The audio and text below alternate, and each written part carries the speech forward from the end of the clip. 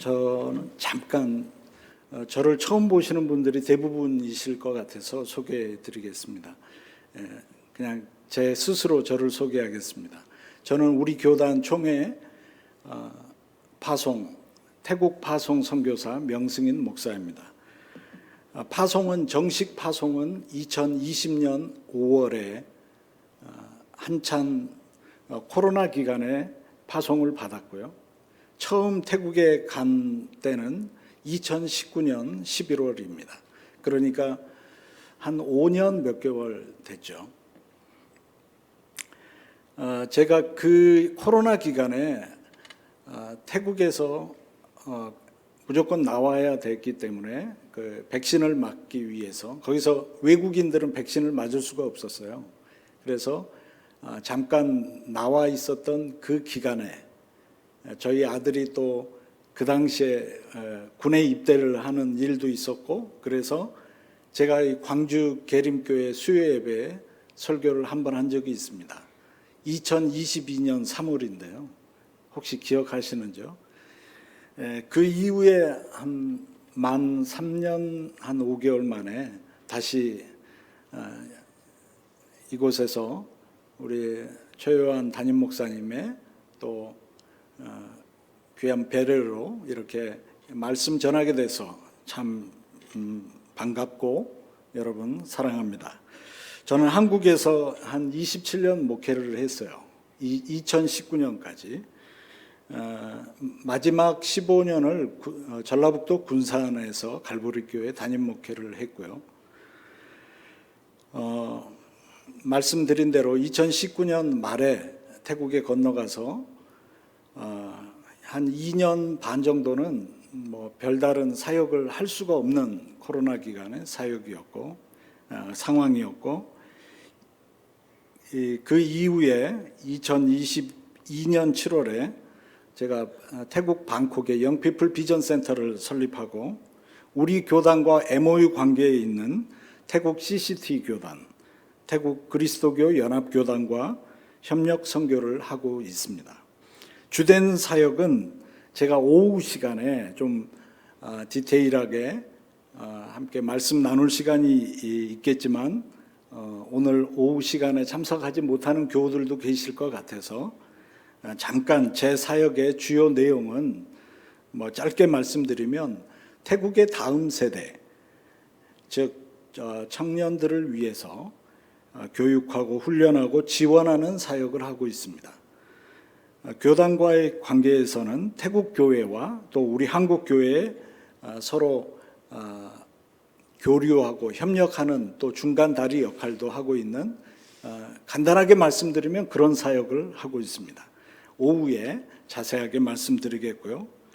오늘은 이 시간은 주일 예배 시간이기 때문에 우리 계림교회를 통해서 더 큰 하나님의 일이 이루어지기를 바라면서 주일 말씀에 집중하기를 원합니다. 여러분 오늘 교회에 함께 오셨는데요. 신학적으로 말씀드리면 이 건물이 교회가 아니라 우리가 지금 이렇게 함께 모인 모임이 교회인 줄로 믿습니다. 그러니까 우리가 이 모임이 반드시 이 건물이 아니라 다른 데 가서 모여도 우리는 교회인 줄로 믿습니다. 가정에서, 일터에서, 학교에서, 어디서든 우리가 모여서 기도하고 하나님을 찾으면 그곳이 교회인 줄로 믿습니다. 여러분, 그런데 여하튼 간에 이 땅에 이 교회는 왜 존재할까요? 새삼스럽게 제가 이런 질문을 여러분께 드립니다. 단순히 오늘 주일날 11시에 9시에 예배하고 또 예배 끝나면 교제 나누고 또 주중이나 함께 성경을 가르치기 위한 그런 공동체 모임일까요? 아니면 그 외에 좀 더 다른 것이 있을까요? 이 교회 존재에 대한 근본적인 질문, 여기에 대한 답이 오늘 신앙생활 오래 하신 분들에게는 너무 익숙한 성경 본문,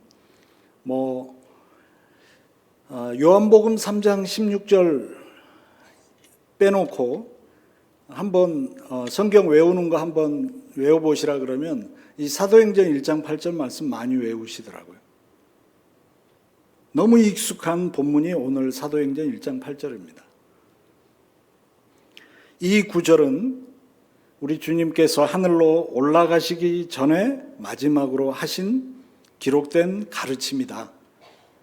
즉 또 어떤 분은 어떻게 표현하냐면 이별의 말씀이다. 아니 유언의 말씀이다라고까지 표현을 합니다. 그만큼 무게가 실린 말씀이죠. 예수님은 승천하기 직전에 제자들과 또 예수님을 따르던 그 사람들을 향해서 서로 교제 나누며 예루살렘에서 잘 편안히 기다리세요 이렇게 말씀하지 않으셨습니다. 주님께서는 이렇게 말씀하셨습니다. 여러분은 권능을 받게 될 것입니다. 여러분은 능력을 받게 될 것입니다. 그리고 여러분은 나의 증인이 될 것입니다. 이게 주님께서 마지막으로 주신 말씀입니다. 좀 부담되는 말씀이죠. 오늘 주일날 여러분에게 어떻게 말하면 이 말씀이 결론적인 말씀이고 여러분에게 드리는 말씀입니다. 좀 부담되시더라도 이건 제 말이 아니기 때문에 저는 아주 따뜻합니다. 주님의 말씀입니다. 그래서 이 구절은 이 땅의 교회들, 특히 믿는 모든 사람들의 공동체, 그 공동체의 목적과 사명을 드러내고 있는 성경 말씀입니다. 또한 저와 여러분 우리 그리스도인, 이 땅의 그리스도인들이 왜 존재해야 되는지를 알려주고 있고 성령의 권능을 받은 선교 활동을 통해 그 목적을 어떻게 달성할 수 있는지 그것에 대해서 짧은 말씀이지만 알려주는 말씀입니다. 첫째로는 오직 성령이 너희에게 임하시면 여러분은 권능을 받게 될 것이다. 예수님은 우리가 사업을 하시는 교우들 보면 요즘같이 어려운 때 더 열심히 여러 가지 마케팅, 홍보, 여러 가지 계획들을 세우시는 것 같아요. 그래야 되죠. 그래야 살아남습니다. 예수님은 이런 인간의 전략이나 마케팅 계획이 아니라 교회의 모든 일들이 하나님의 능력으로 말미암아 시작된다고 말씀하십니다. 그러니까 교회는 좀 달라요. 오늘 우리 기도하시는 장로님께서 우리 계림교회가 후반기부터는 더 부흥하고 더 성장하는 교회로 될 줄로 믿고 기도한 줄로 믿습니다. 여러분, 우리 광주 계림교회가 성장하고 부흥되기를 믿으십니까? 예. 여러분, 그러면 어떻게 해야 될까요? 우리 교역자들 뿐만 아니라 장로님들 또 여러 임원들 막 머리를 계획을 세우고 머리를 감싸고 여러분 우리의 계획이나 우리의 어떤 전략이 중요한 게 아니라 하나님께서 하신 줄로 믿습니다. 여러분 하나님께 기도하십시오. 하나님께 맡기십시오. 분명히 역사를 이루실 줄로 믿습니다. 교회는 하나님의 능력으로 말미암아 시작된다. 그러니까 교회는요, 선교하는데 우리 교회가 연약해서요, 우리가 아직 재정이 안 돼서요, 우리가 아직 힘들어서요, 그렇게 말씀하시는 것은 하나님의 선교를 잘못 알고 계시는 겁니다. 교회는 그런 연약한 상태로 선교하는 것이 아니라 이미 하나님의 권능으로 능력 있게 시작이 된다는 것을 여러분 믿으시기 바랍니다. 그러니까 선교는 선택사항이 아닙니다. 우리 안에 있는 성령의 목적이고 우리 안에 있는 성령의 시작입니다. 그러니까 이제 성령 받았다. 여러분 성령 받으십시오. 옛날에 제가 어렸을 때 부흥회 이런 게 참석해 보면 제가 목포에서 신앙생활을 했거든요. 어린 시절 살았는데 그때 부흥사 목사님들 오시면 성령 받으라고 그래요. 근데 성령 받으면 방언하고 이렇게 우리 인간적인 변화, 그러니까 마치 성령 하나님이 그런 인간적인 변화의 목적을 위해 존재하는 것처럼 말씀하셨는데 그것은 아니죠. 성령 하나님은 우리 개개인의 변화를 위해 존재하시는 그런 하나님이 아니십니다. 성령 하나님은 전 인류를 변화시키고 교회의 선교를 위해 역사하시는 하나님이신 줄로 믿습니다. 즉 교회가 선교에 참여하지 않는다면 하나님의 권한을 우리가 전혀 느끼지 못하고 사용하지 않는 것입니다. 그러면 어떻게 될까요? 교회는 점점 쇠약해질 수밖에 없어요. 선교하지 않으면, 전도하지 않으면 교회는 쇠약해질 수밖에 없어요. 결국 존재의 의미가 없어지는 거죠. 단순히 인간 공동체로 그냥 남는 겁니다. 오늘 첫 번째 오순절 사도행전 2장에 보면 이것을 증명하고 있습니다. 2000년 전 이 땅에 성령께서 역사하셔서 그 즉각적인 결과로 어떤 일이 일어났는가? 사도행전 2장에 나오잖아요. 여러 나라와 사람들에게 복음을 전했다. 선포했습니다. 여러분, 그런 말씀이 있어요. 모이면 예배하고 기도하고 찬송하고 흩어지면 전도해라. 여러분, 오늘 이렇게 11시 예배에 여러분 모이신 여러분, 오늘 이렇게 예배 드렸다, 오늘 예배에 왔다, 그리고 12시에 흩어지면 뭐 하실 겁니까? 이제 집에 가셔서 개인 약속, 이미 약속이 있어서 지금 바쁘신 분도 있지만 12시 반에 약속하신 분 계시죠? 점심 약속. 그런 일 하러 가십니까? 우리가 모여서 예배하면, 우리가 흩어지면 전도해야죠. 선교해야죠. 그게 우리 그리스도인들에게 맡겨진 사명인 줄로 믿습니다.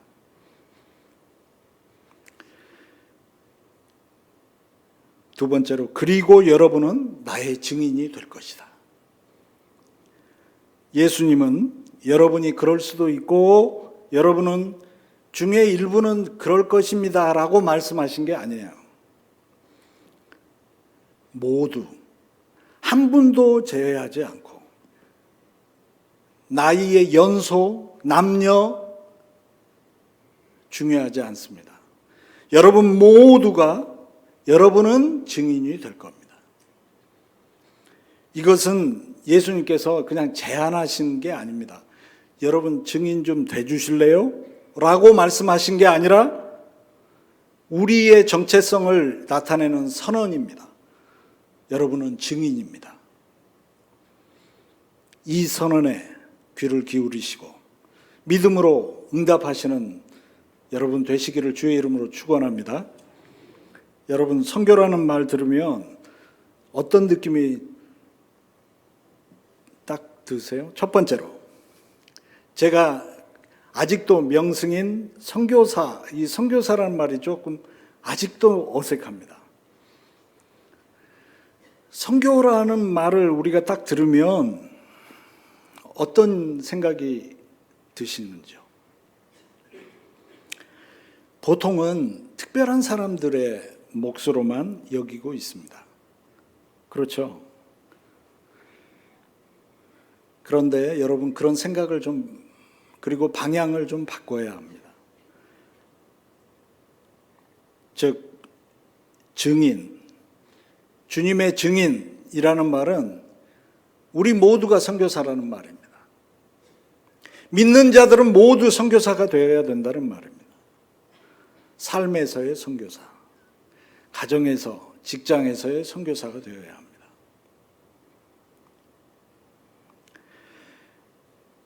주님의 증인이 된다는 것은 교회가 이 땅에 존재하는 것이 무엇인지를 말씀해주는 핵심입니다.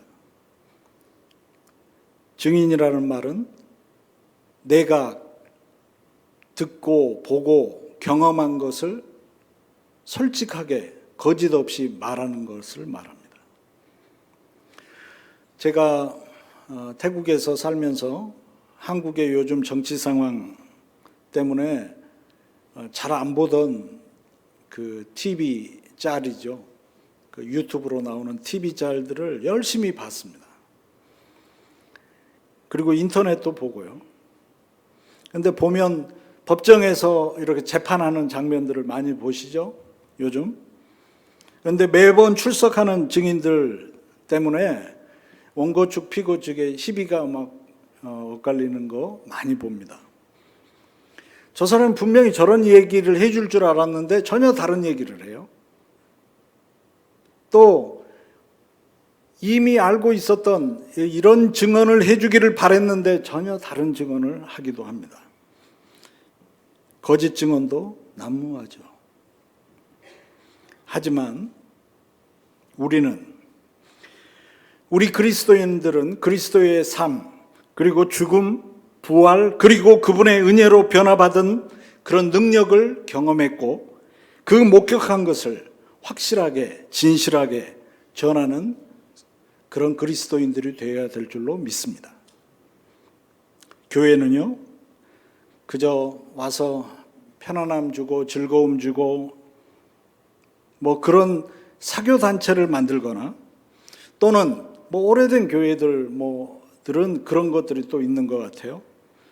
우리 교회가 몇 년 됐는데 또 어떤 일을 했는데 그런 전통을 보존하기 위해 막 노력합니다. 한 가지 말씀드리면 태국은요, 복음 선교가 내후년이면 200주년입니다. 별로 놀라시지 않는데요. 200주년이에요. 우리나라보다 한 40여 년 빠릅니다. 한 50년 빠르죠. 그러니까 교회가 150년 이상 된 교회들이 몇 군데 있어요. 직접 가봤습니다. 아주 그 교회는 물론 아주 교인은 몇 명 나오지는 않지만 우리 교회는 150년 이상 됐고 뭐 전통이 있고 아주 자랑스러워해요. 그 교회 다니시는 분들은. 그런데 교회는 그런 전통을 보존하기 위해서 존재하는 그런 교회가 아닙니다. 교회는 부활하신 그리스도를 증언하기 위해 필요한 그런 공동체임을 믿으시기 바랍니다. 만약 우리가 또 교회가 이런 일에 실패한다면 다른 많은 부차적인 일들을 성공할 수도 있지만 우리들의 사명, 우리들의 소명을 놓칠 수밖에 없는 것입니다. 마지막으로 예루살렘과 온 유대와 사마리아와 땅끝까지 이르러. 예루살렘, 유대, 사마리아 그리고 땅끝까지 끊임없이 확장되라는 말씀이죠. 점진적으로, 점차적으로 확장되어라.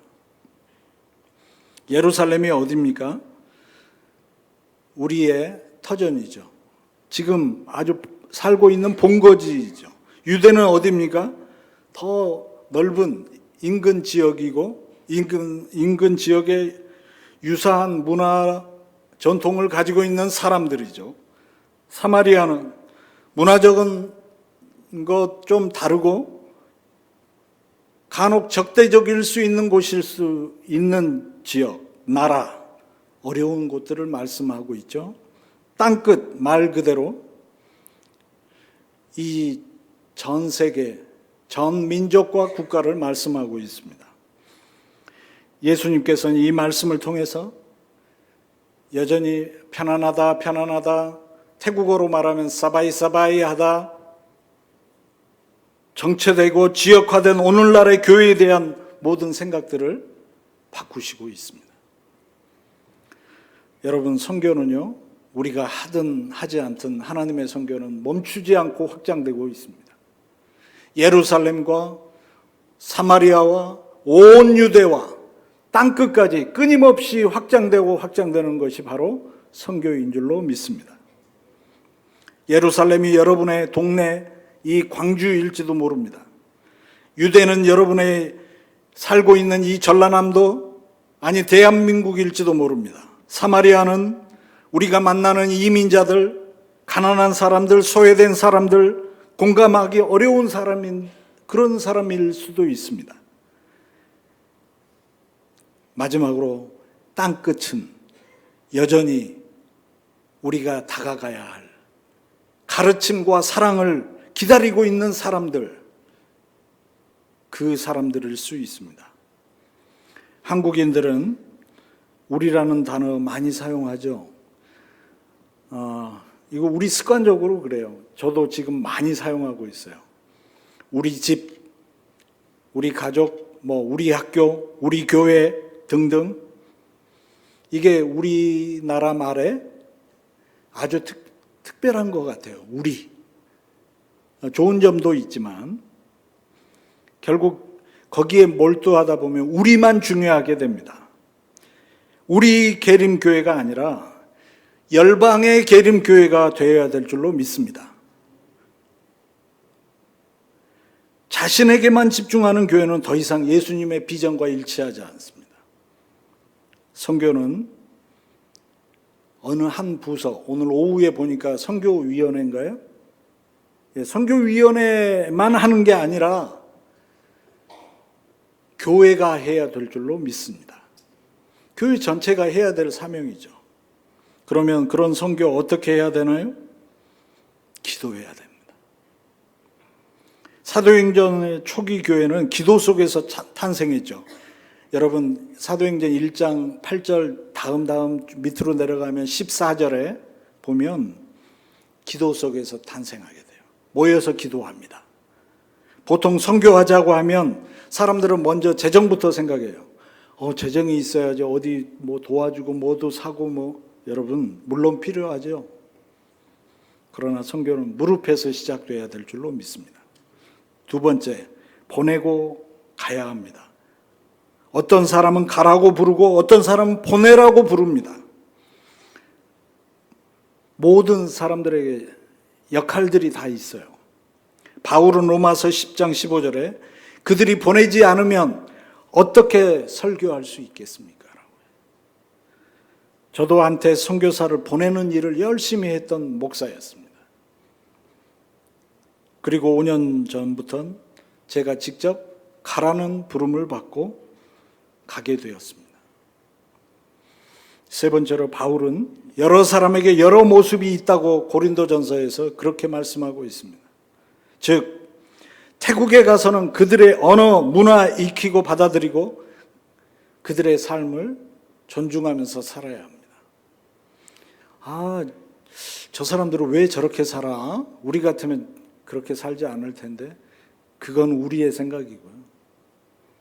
바울은 결코 복음을 타협하지 않고 살았지만 여러 사람에게 여러 모습이 있다는 그런 개방된, 오픈된 자세를 가지고 선교했습니다. 사명에는 이런 진리와 지혜가 모두 필요하죠. 네 번째로는 성령의 힘으로 선교해야 됩니다. 우리는 세속적인 방법으로는 영적인 일을 할 수 없습니다. 이것이 가장 중요한 원리인데요. 끊임없이 기도하며 성령의 능력을 힘입어야 말과 습관과 문화와 기후가 다른 그 나라에서 견딜 수 있습니다. 그리고 모든 교인들의 참여를 통해 이루어져야 됩니다. 우리 계림교회가 특정한 목회자나 선교사만을 위한 어떤 일이 선교가 되어서는 안 되고 주님의 말씀대로 너희는 나의 증인이 될 것이다. 즉 모든 제자들, 모든 예수를 따르는 사람들이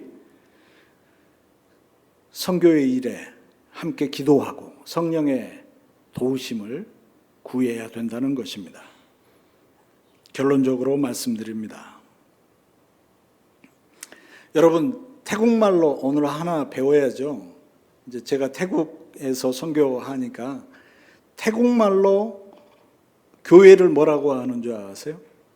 교회? 한국말로는 교회지만 영어로는 처치이고 태국말로는 크리스짝. 한번 다 같이 해볼까요? 크리스짝. 예, 잘하시네요. 크리스짝인데 크리스는 뭐냐면 예수님입니다. 예수 그리스도. 크리스짝. 제가 태국어를 초창기에 배울 때 연상법을 많이 좀 동원했어요. 늦게 외국어 태국말을 배웠기 때문에 크리스짝, 예수님과 짝이 되어야 교회다. 우리말로 예수님과 짝이 되어야 교회다. 그럴듯하죠? 교회는 그 자체로 존재하는 게 아닙니다. 교회는 목적이 아니라 시작입니다. 하나님 나라의 이 땅의 모형이죠. 모델입니다. 이게 완성이 아닙니다. 우리가 이제 가야 할 하나님 나라의 모델 하우스입니다. 사도행전 1장 8절 오늘 주신 말씀은 단순히 전 세계의 선교에 대한 부름이 아니라 우리가 구원받은 이유로 돌아가 예수님을 알리라는 부름입니다. 교회가 사명을 잊어버리면 그 목적도 잃게 됩니다. 초기 기독교 사도들은 가득 채운 것과 같은 그런 성령으로 다시금 일어났고요. 교회가 탄생했고요. 선교의 역사가 일어났습니다. 그런 역사가 우리 광주 계림교회도 일어나기를 주의 이름으로 축원합니다. 여러분, 복음이 너무 좋다. 하나님 말씀 너무 좋다. 나만 즐기면 안 됩니다. 우리만 알고 넘어가기 너무 아깝지 않습니까? 그리고 우리가 너무도 사랑하는 예수님, 정말 가치 있고 어떤 보배보다 더 가치 있는 예수님, 여러분, 그 예수님 나만 알고 있기 너무 아깝지 않습니까? 주님께서는 그 사명 다하기를 기다리고 계십니다. 예루살렘, 유대, 사마리아 땅끝까지 함께 가시기를 주의 이름으로 축복합니다. 이 한 주간 여러분에게 미션을 드립니다. 첫째는 이 한 주간 선교지와 선교사들을 위해서 기도해 주시기 바랍니다. 구체적으로 기도해야죠. 주보에 보면 어디 선교지, 선교사 이름도 있겠죠. 그런데 어떤 일을 하는지 혹시 필요하시면 참고자료 우리 전도사님께 제가 복사 좀 해달라고 했거든요. 그거 보시고 기도해 주시기 바랍니다. 지역 전도에 참여하시기 바랍니다. 그곳이 여러분의 예루살렘입니다. 또 전 세계적으로 활동하는 선교를 위해서 기도하시고 후원하시기 바랍니다. 그리고 마지막으로 하나님께서 혹시 여러분을 부르시는지 귀 기울여 보시기 바랍니다. 기억하십시오. 여러분은 예수님의 증인이 될 것입니다. 예수님께서 생각하셨던 그런 교회, 광주 계림교회가 되기를 주의 이름으로 축원합니다. 하나님의 사랑을 사모하는 자, 하나님의 평안을 바라보는 자, 너의 모든 것 창조하신 우리 주님이 너를 얼마나 사랑하시는지, 하나님께 찬양과 경배하는 자, 하나님의 선하심을 닮아가는 자, 너의 모든 것 창조하신 우리 주님이 너를 자녀 삼으셨네. 하나님